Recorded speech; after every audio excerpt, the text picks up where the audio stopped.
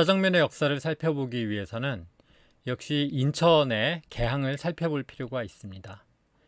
지금 이 그림은 인천항의 모습을 보여주고 있습니다. 이 청나라 청관거리라고 하는 청나라 조계 지역에서 인천항의 모습을 바라보는 거죠. 지금 여기 보시게 되면 대불 호텔이 보이고 그다음 증기선이 이렇게 지나가는 그런 모습을 볼 수가 있습니다. 이게 그림 엽서입니다. 1882년에 인천항이 개항을 하게 됩니다. 지금 여기 보시게 되면은 여기가 차이나타운 입구에 있는 페루가 지금 현재 여기에 있는 거죠. 그리고 양쪽으로 이렇게 건물들이 들어서 있는 것을 보실 수가 있습니다. 1882년에 이제 인천항이 개항을 하게 됩니다. 1882년 이모군란이 조선에서 일어납니다. 그러자 조선 정부에서 청나라의 군대 파병을 요청을 합니다. 그리고 이때 군대와 함께 약 30여 명의 상인들이 조선에 들어오게 됩니다. 그리고 조선은 청나라와 1882년에 상민무역 장정을 체결합니다. 그래서 많은 중국인들이 이때부터 조선으로 오게 됩니다. 그리고 인천항이 개항하면서 지금의 인천 북성동 일대에 5천여 평의 청나라 사람들의 거주지가 생겨납니다. 그래서 이것을 청관거리, 차이나타운이라고 불렀습니다. 청관거리의 모습입니다. 이 차이나타운에는 청나라 조계지가 설정이 되었고요. 청나라 관원들, 상인, 노동자들 이런 사람들이 들어옵니다. 그래서 숙박업, 요식업 이런 것이 발전하게 됩니다. 한국으로 이주한 사람들은 대체로 산동 사람들이 많았습니다. 인천의 화교들은 대체로 산동성 출신이 많았고요. 그리고 한국에 들어온 화교들의 70-80% 정도가 산동성 출신이었습니다. 왜냐하면 산동성은 지리적으로 한국과 아주 가깝웠죠. 그리고 1901년에 중국에서는 의화단 운동이 실패합니다. 여기에 참여했었던 다수의 산동 사람들이 바다를 건너서 조선으로 이주하게 됩니다. 왜냐하면 의화단 운동이 외세 배척 운동이었는데 결국은 8개국 연합군, 영국, 프랑스, 미국, 일본, 러시아, 독일 등 8개국 연합군에 의해서 진압이 됩니다. 그래서 그렇게 진압을 당한 이후에 다수의 의화단 운동 관련자들이 이 조선으로 건너오게 되죠. 그래서 이 사람들이 무역업이라든가 잡화, 포목, 행상, 여관업이나 요식업에 종사하게 됩니다. 그리고 또 한 부류의 사람들이 건너오게 되는데요.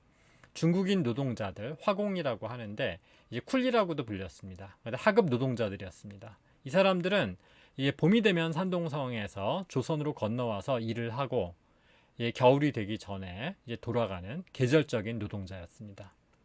이 중국인 노동자들이 이 당시 조선에 와가지고 여러 가지 공사에 참여를 하기도 하고 그럽니다. 그러니까 조선 총독부 건물 같은 거 만드는데도 이 중국인 노동자들이 와서 노동을 합니다. 그리고 이들은 임금이 싼 편이었죠. 왜냐하면 조선인 노동자들은 한국 사람이니까 한국말이 통하고 그다음 일본어도 조금 할 줄 알았지만 이 중국인 노동자들은 그렇지 못했습니다. 그래서 임금의 차이가 있었고 그런 것들 때문에 조선인 노동자들과 중국인 노동자들 사이에 약간 갈등이 있기도 했습니다. 자, 아무튼 이 조선에 건너온 이 사람들은 대개 웨이하이라든가 지금 현재 옌타이 요 일대에 있는 그 지역 사람들이 많이 건너왔습니다. 그래서 이 우리나라의 그 중국 음식들의 원조는 바로 요 지역 사람들이 와서 이식시켜주고 한국화한 거라고 할 수가 있겠습니다. 그러니까 산동 음식이 상당수의 산동 음식이 들어와 가지고 우리나라의 중화 요리가 됐다라고 할 수가 있겠죠. 자, 이게 청관거리 모습이고요. 청관거리는 이랬을 것으로 보입니다. 자, 화교들이 그 해외에 나가게 되면 세 자루의 칼을 가지고 나왔다 그러죠. 하나는 음식 만드는 데 쓰는 육도, 이제 고기 썰 때 쓰는 거죠. 그다음 채도. 그래서 음식점과 주방에서 사용하는 식칼이 있었고요. 그다음 두 번째로는 전도가 있었다고 합니다. 전도는 양복점에서 사용하는 가위를 의미하고요. 그리고 세 번째로 채도가 있었다고 합니다. 이건 이발소에서 사용하는 면도칼이었는데, 그 중국인들은 이런 세 종류의 칼을 가지고 전 세계 어디나 가서 적응하다 하면서 살아갔다고 합니다. 이게 주방용 칼이죠. 그리고 이건 이발 도구인 삭도입니다. 자, 아무튼 이렇게 그 산동성을 비롯해 가지고 중국에서 건너온 이 중국인 노동자들은 상당수가 이 인천항에서 일을 했습니다. 그리고 이 부둣가에서 이렇게 일하는 이런 노동자들은 굉장히 육체적으로 힘든 노동을 했고, 그다음에 가난한 사람들이었죠. 근데 이 사람들이 식사를 해야 됐는데, 그래서 간단하게 식사를 했다 하는 방법이 바로 그 중국식 장에 이 면을 비벼서 먹는 그런 음식을 먹었던 것이고, 그것이 짜장면의 원조가 되었을 것이다 라고 이야기를 하기도 합니다. 그래서 이 인천 부둣가의 노동자들이 먹었던 음식이 이 짜장면의 원조다 라고 이야기를 하기도 합니다.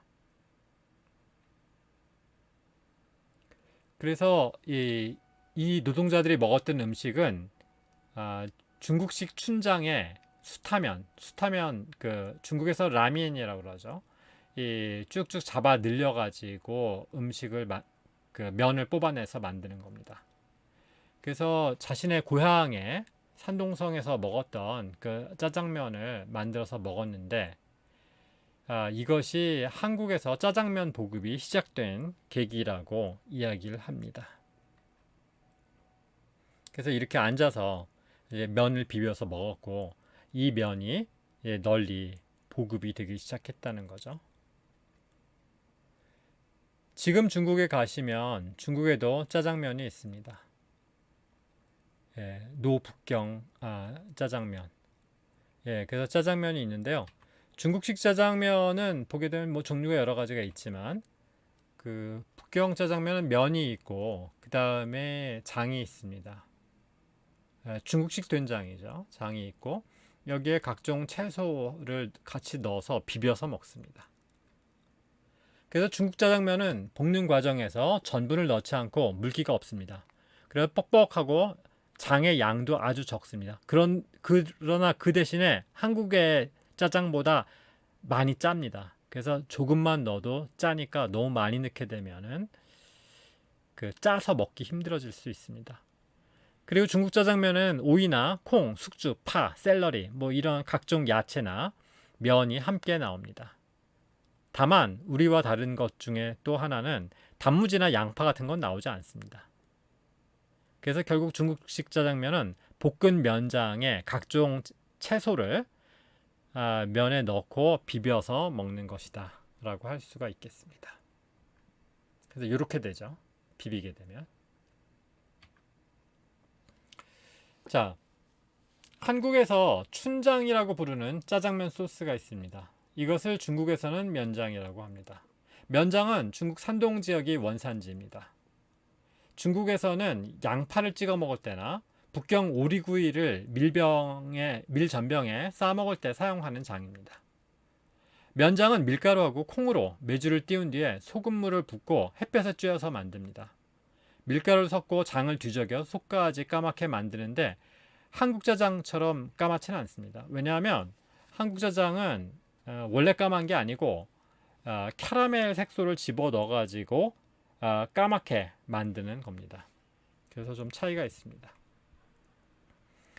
그런데 중국의 면장이 한국에서는 이제 춘장이라고 이제 부르게 됐는데, 왜 중국식 장이 한국에서 춘장이 됐을까? 봄춘자를 써서 춘장이 됐을까? 여기에 대해서는 좀 논란이 있는데요. 대체로 중국의 산동성에서는 면장을 대총잠장이나 총장이라고 불렀습니다. 총이라는 것이 대파를 의미하는 거죠. 그래서 왜 총장이라 불렀냐면 대파를 주로 찍어 먹는 장이라고 해서 총장이라고 불렀는데, 아마도 이 총장이라고 부른 것이 한국에서 춘장으로 변할 것이라고 많은 사람들이 생각하고 있습니다.